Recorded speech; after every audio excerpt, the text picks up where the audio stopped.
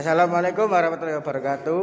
Nama saya Satrio Dava Syabana, saya dari 11 IPA 2. Saya nomor absen 33. Kali ini saya akan menjelaskan biografi tentang Frans Kaisiepo yang sedikit diketahui oleh beberapa orang-orang, namun sekarang namanya dan fotonya sudah terpapar pada uang Rp10.000. Beliau lahir tanggal 10 Oktober tahun 1921. Beliau berasal dari kota Papua dan beliau adalah aktivis nasionalis Indonesia yang memperjuangkan daerah Irian atau sekarang disebut Papua.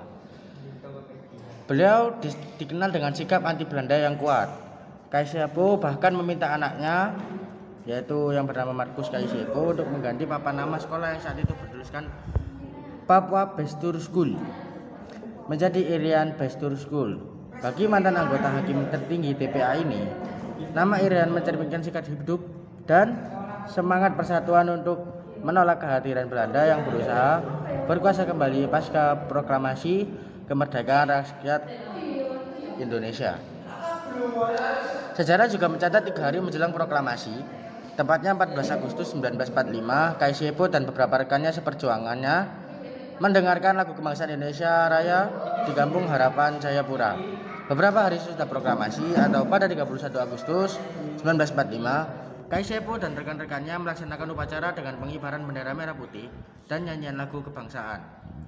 Pada 10 Juli 1946, pahlawan Trikora ini mendirikan Partai Indonesia Merdeka yang diketuai oleh Lukas Rumkoven.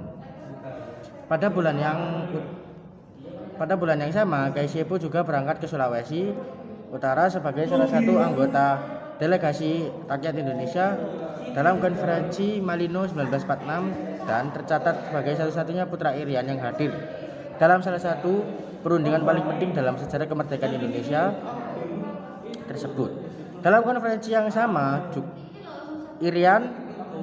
nama Irian diusulkan oleh Frans Kaisiepo untuk mengganti nama Papua, sekaligus menyatakan penolakan atas skenario usulan pembentukan negara Indonesia Timur.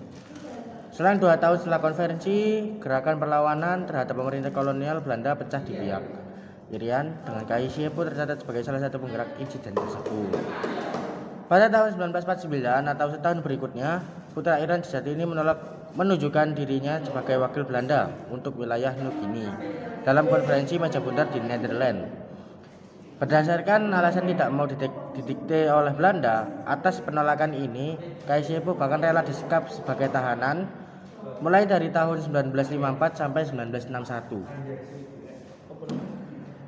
Pada 1964, mungkin bisa disebut tahun yang paling kritis bagi Irian. Gubernur pertama Irian, Eliezer John Bonai, mulai menjabat pada tahun 1963. Pada awal 1964, Bonai membuat usulan ke PBB yang menyatakan separasi dan kemerdekaan bagian Irian Barat, sekaligus menyatakan mundur dari jabatan gubernur dan digantikan oleh Frans Kaisiepo. Sayangnya pengunduran diri tanpa penggantian posisi ini justru memicu kekecewaan Bonai dan membuatnya memilih keluar dari kampung halaman untuk bergabung dan selanjutnya menjadi salah satu tokoh paling berpengaruh dalam organisasi Papua Merdeka di Belanda.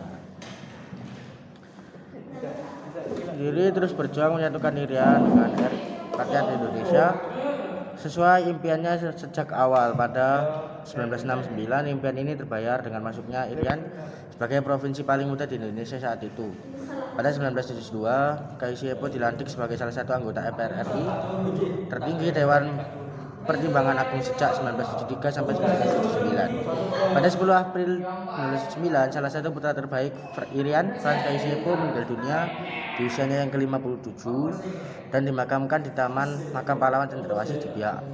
Di samping anugerah Trikora, nama Kaisiepo juga dia berikan menjadi bandar udara di Biak. Mungkin itu saja dari saya. Mohon maaf bila ada salah kata.